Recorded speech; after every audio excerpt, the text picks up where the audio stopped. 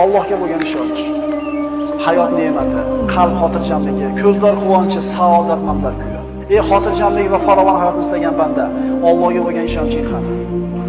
Pokiza juftni istagan yigit, Allohga bo'lgan ishonching qani? Saodatli kunni istagan banda, Allohga bo'lgan ishonching qani? Qarzdor banda, Allohga bo'lgan ishonching qani? Musibatlarning boshidan ko'tarilishigini bandalar, Allohga bo'lgan ishonchimiz qani? Gunohkor bandalar, gunohlarni kechirishligiga bo'lgan Allohga bo'lgan ishonchimiz qani? Bizga mana shu ishonch naqadar kerak shu kunlarda. Suv bilan havodan ko'ra zarurroq bo'lgan ishonch. Bizda shu ishonch bormi? Axir Alloh menga duo qilinglar, ijobat qilaman degan, ishonmaymizmi? Allohdan ko'ra rostgo'yroq kim bor?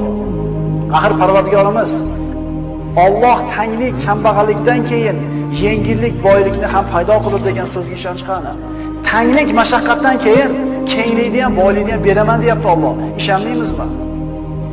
Ishonaylik birodarlar. Tushkunlikka tushmaylik. Har xil gaplarga quloq solavermaylik. Peshonamizga Alloh yozganni oshcha narsa bo'lmaydi.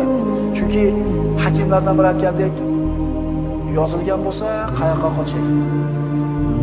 Yozilmagan bo'lsa nimadan qo'rqing?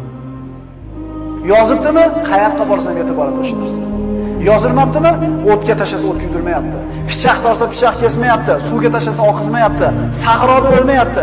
Chunki nima qilmagan? Yozmagan. Qani shunga ishonch. Parvardigor qalblarimizda o'zingga bo'lgan muhabbatni sobit qilgin. O'zingga bo'lgan ishonchimizni, tavakkulimizni mustahkam va quvvatli qilgin. O'zingni zikring, shukringlarni hidoyat qilgin. O'zingga ro'baro bo'ladigan kunimizda og'zimizdan chiqqan oxirgi so'zimiz la ilaha illalloh Muhammad Rasululloh kalimasi bo'lishini nasib etgin. Agar shuni ham Alloh xohlamagan bo'lsa ayta olmaymiz.